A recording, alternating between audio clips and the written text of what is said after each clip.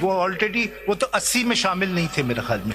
सबने जो 80 के जो 41 थे उन्होंने कर दी। मतलब जो 41 ने भी ये कर दिया। सर असल में तो ये पूछना चाहिए, इलेक्शन कमीशन 1 साल से जजमेंट इंप्लीमेंट नहीं कर रहा। रूल तो यहाँ ये है कि you can not even plead your case if you have not purged your contempt. They can't be given a right of audience. ये तो आके दरेले से कहते हैं हम इंप्लीमेंट भी नहीं करेंगे, हम चैलेंज भी करेंगे जजमेंट। नाउ आप ये बता दें कि ये जो एफिडेविट का कहा है कि एफिडेविट जमा करें, ये किस, देखिए इलेक्शन लॉ के तहत डील होगा ना जी। इलेक्शन लॉ में कहीं ऐसी बात है कि वो कोई एफिडेविट देंगे बाद में कि I belong to so and so? Sir वो बात आती है जो टाइमलाइन की बात है उस पे मैं टाइमलाइन हट कर, एक तो कल आपने टाइमलाइन की बात की, मेरे जजमेंट पे तो ऐसे टाइमलाइन की कोई बात नहीं, मैंने काफी पढ़ी उसमें टाइमलाइन के, ना मैंने रिलैक्स किया ना कोई ऐसी बात की।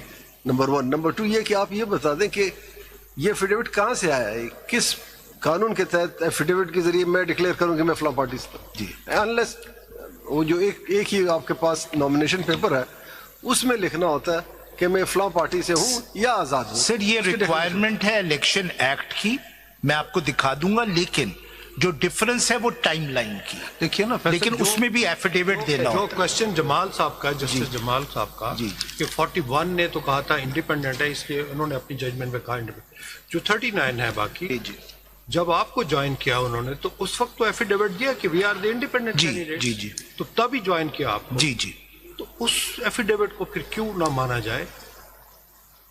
उस एफिडेविट को क्यों ना माना जाए?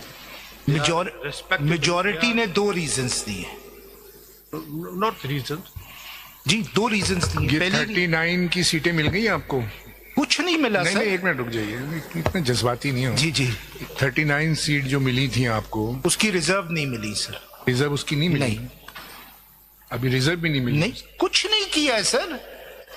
सर इसका तो नोटिस ले कि एक पार्टी आपके सामने 1 साल से जजमेंट को वायलेट कर रही है और वो कहती है नहीं मेरी मर्जी है, पहले मेरा रिव्यू सुने फिर मैं सोचूंगी। नहीं, मगर 39 के खिलाफ तो रिव्यू नहीं है ना? सबके खिलाफ रिव्यू नहीं, तो फुल है, फुल नहीं रिव्यू क्या फुल के पास तो नहीं है? जी जी, फुल के खिलाफ है।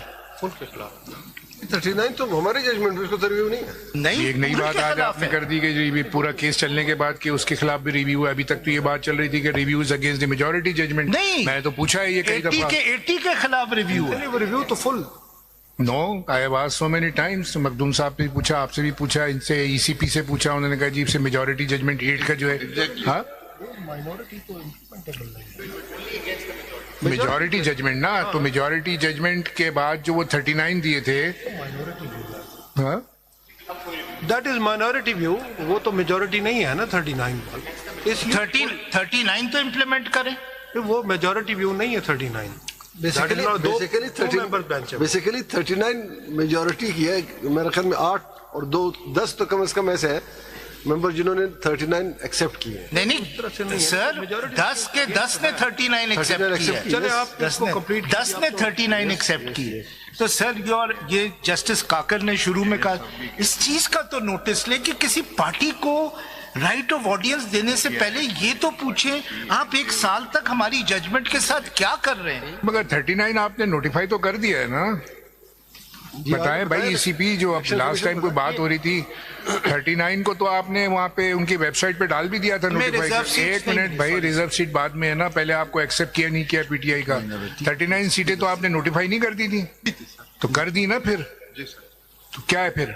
रिजर्व सीट्स का रिजर्व सीट का उस पे फिर सर ये जो बकाया थे उसमें सबको इकट्ठा करके कैलकुलेट करना था। नहीं, आपने 39 इनके मान लिए, इनको नोटिफाई कर दिया ना 39 पे, बिल्कुल वेबसाइट पे पोस्ट हो गया था वो, नोटिफाई कर दिया आपने इनको। जी सर, ठीक है सर। रिजर्व सीट्स सर जो सारे आएंगे तो फिर कैलकुलेट, उसका तो फार्मूला है, इस तरह नहीं है कि हम 39 पे अलहदा कर ले और 41 ये फार्मूला जरा समझाएं, क्या फार्मूला है? वही प्रोपोर्शनल रिप्रेजेंटेशन सिस्टम जो है। पूरी आपने पार्लियामेंट को तो बगैर उसके कर दिया, फिर इनका उसका भी पार्लियामेंट का इंतजार करते जो रिजर्व सीट्स थी, जो बाकी आपने रिजर्व सीट्स या तो सारी की सारी रिजर्व सीट्स आपने नहीं दी हैं। अगर दी हैं तो आप ये बताइए कि आप उसका इंतजार क्यों नहीं करा आपने? ये पूरा डिसाइड हो जाता। औरों को तो दे दी, उसी में फाइल की है सर। नहीं, ये देखिए अगर आप जो आप आर्ग्यूमेंट कर रहे हैं तो आपका आर्ग्यूमेंट तो ये होना चाहिए ना फिर।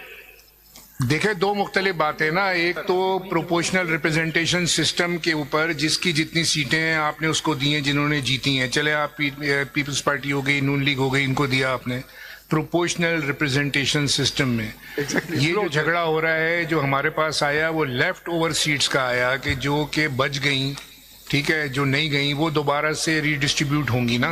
अभी मामला जो पहले आप दे चुके वो तो आप दे चुके ना सबको रिजर्व सीट। अब जो ये लेफ्ट ओवर सीट्स हैं इनको दोबारा से आपने करना है प्रोपोर्शनल रिप्रेजेंटेशन सिस्टम के तहत। जी सर, यही बात है ना। थोड़ा सा आप फैक्ट्स आप नहीं बता रहे हैं। बची नहीं थी सीट, ये सीट डिस्ट्रीब्यूट हो गई थी। बाद में SIC ने जब पिटीशन फाइल की और उन्होंने कहा कि इतनी सीट्स हमारी बनती हैं, उस हद तक उन सीट्स पे जो इलेक्शन के ऑर्डर थे उनको रिस्ट्रेंट किया गया कि आप पार्लियामेंट में तो आ सकते हैं लेकिन यू कैन नॉट पार्टिसिपेट। ये बची नहीं थी, आप क्यों जी कर रहे हैं? नहीं सर, बची तो नहीं थी ना। बची इसलिए नहीं थी कि seats were to be distributed once, नहीं, वो रोक ली थी ये सीटें ताकि SIC का जो मैटर डिसाइड हो। सर औरों की तो नहीं रोकी, सिर्फ हमारी रोकी। और अभी किसी को कोई रिजर्व सीट नहीं है, किसी के पास भी नहीं है रिजर्व सीट जो फर्स्ट। और सबके पास है सिवाय हमारे।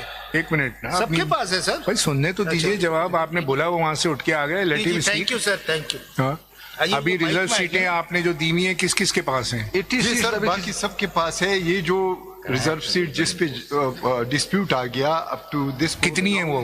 जी सर, कितनी रिजर्व सीट है जिस पे डिस्प्यूट है? 266। नहीं भाई, इतनी ज्यादा पे नहीं, हमारे पास है सर। प्रोवेंशियल को मिला के इतनी है सर, प्रोवेंशियल को मिला के इतनी है। आपकी कितनी बन रही है उसमें जो हिसाब लगा के बैठे हैं आप? 39। ये सबकी सब हमारी है, हमारी तो रोकी है। कितनी? इनके कहने के 266 इन टोटल है प्रोविंशियल असेंबलीज को मिला। अलग कर ले, कौमी असेंबली और सूबाई असेंबली को अलग कर ले। जी, कौमी assembly is 60 and 10 sir. National assembly is 60 and 10 as per ratio of 39। नहीं, वो फिर मेरे तकरीबन आधी हो जाएंगी अगर 70 को आधी कर दें तो वो भी नहीं मिली। 22-23 बनती है, ऑलमोस्ट 22। जी, वो भी नहीं थी सर। ये तो सर ये प्रैक्टिस नहीं होनी चाहिए कि एक पार्टी डिफाई कर सकती है 1 साल ऑर्डर और फिर आके आपके सामने ये कहे कि हम रिव्यू हमने दाखिल कर दी है, हम जो है इम्प्लीमेंट नहीं करेंगे जजमेंट। वो भाई इम्प्लीमेंट कर दें, अगर आपका रिव्यू अलाउ होता है रिवर्स कर दें सब। चले अभी तो फाइनल पे आप जा रहे हैं ना, फाइनल कीजिए इसे बजाय इसका नोटिस तो लें सर। नोटिस डिफाइंस मगर उस पे रिव्यू नहीं है ना। 39 पे तो रिव्यू नहीं है।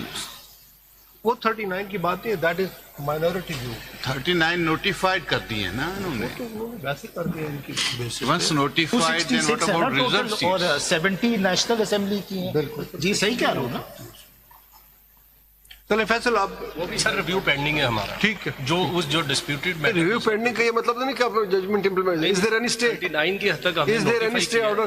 That review is pending sir. और हमने क्लैरिफिकेशन भी सीखी हुई है, उसमें एक डेवलपमेंट है सर, लॉ आ गया रिव्यू पेंडिंग है भाई सर। रिव्यू जो बैरिस्टर तैमूर असलम साहब ने फाइल किया है उसमें हमने जो 14/9 वाले ऑर्डर के खिलाफ, वकील साहब ने कोई आर्ग्यू नहीं किया, वो तो बैठ गए कि जी मैं अडॉप्ट करता हूं बस। तो उनको बताना चाहिए रिव्यू भी पेंडिंग है और क्लैरिफिकेशन सीएम में भी हमारी पेंडिंग है। माइनॉरिटी के खिलाफ है, मेजॉरिटी के खिलाफ है, वो कहीं नहीं जाके पीछे बैठ गए वापस। सो ग्रांटेड सर, ये तो बहुत ही आप अपना देखिए सर, कंप्लीट कीजिए। वो कर नहीं सकते सर, एक लॉ बीच में आ गया था वो तो आपने आर्ग्यू भी नहीं करा और आपके रिकॉर्ड की बेसिस पर वो एफिडेविट भी बने थे। लॉ रेट्रोस्पेक्टिव चला गया था जिसने नलिफाई किया था। आपके कारनामे थे हम तो इसीलिए सुप्रीम कोर्ट के पास आ गए थे। ठीक है, बैठिए जी। Faisal complete your. सर ये बात तो शुरू में ही पॉइंट आउट की थी जस्टिस कि जजमेंट तो इम्प्लीमेंट करे सर, लेकिन फिर वो स्टे भी है इसमें, उन चीजों में सिटीजंस के खिलाफ जजमेंट होती है, आप कहते हैं इम्प्लीमेंट करें, रिवर्स होगा तो फैसल कंप्लीट। सर ये तो बड़ी गलत, ये तो डिस्क्रिमिनेशन है सर कि हुकूमत है तो वो जजमेंट इम्प्लीमेंट भी ना करे सर। हुकूमत की अब चले। I leave it to your lordship, I leave it to your lordship. There has to be some dignity to the Supreme Court orders, sir. आप चलाएं प्लीज करें सर। लेकिन ये तो आर्ग्यूमेंट्स आपके इंटरप्ट करते हुए जस्टिस हसन साहब ने ये कहा है ना, तो then you shall not be annoyed. Continue your argument. No, I'm not annoyed, sir. I'm worried about the future of the Supreme Court when its judgments are defied by the ECP, sir. That is what worries me. Case क्या है, sir? हार जाएंगे, कोई बात नहीं. It's not an issue. What will remain is the Supreme Court and the dignity of its orders, sir. That is important. डिफाई हुए हैं जी? कुछ गलतियां यहाँ से भी होती हैं. नहीं सर. आप लोगों की कोई गलती नहीं था. उस वक्त भी डिफाई हुआ 3-4 और 4-3 के चक्कर में. हाँ, सॉरी. जी. इसमें तो नहीं था, ये तो क्लियर था सर. इसमें तो 2 क्लैरिफिकेशन. अगर सब क्लियर होता ना तो वो भी इलेक्शन वक्त पे हो जाते हैं.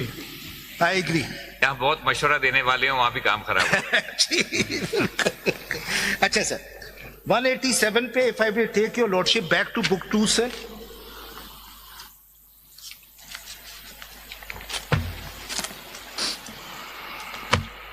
अगर मैं प्लीज आपको इंडेक्स से बस बता दूं. जी ठीक है ना.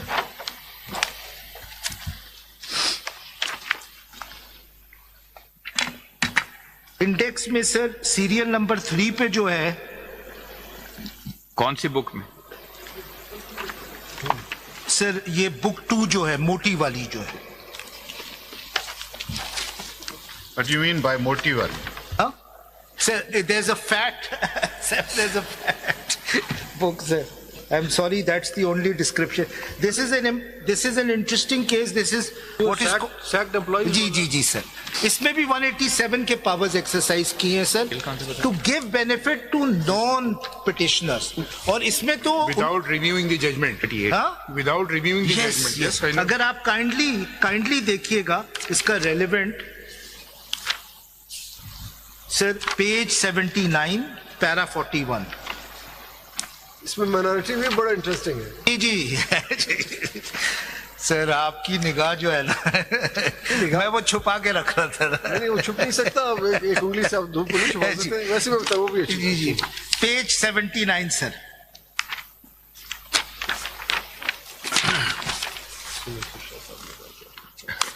Everyone who could be affected by the judgment has been granted relief in para 41. और अगर आप देखिएगा पेज 80 पे क्या किया है, रिव्यू जुरिस्डिक्शन को कन्वर्ट कर दिया है.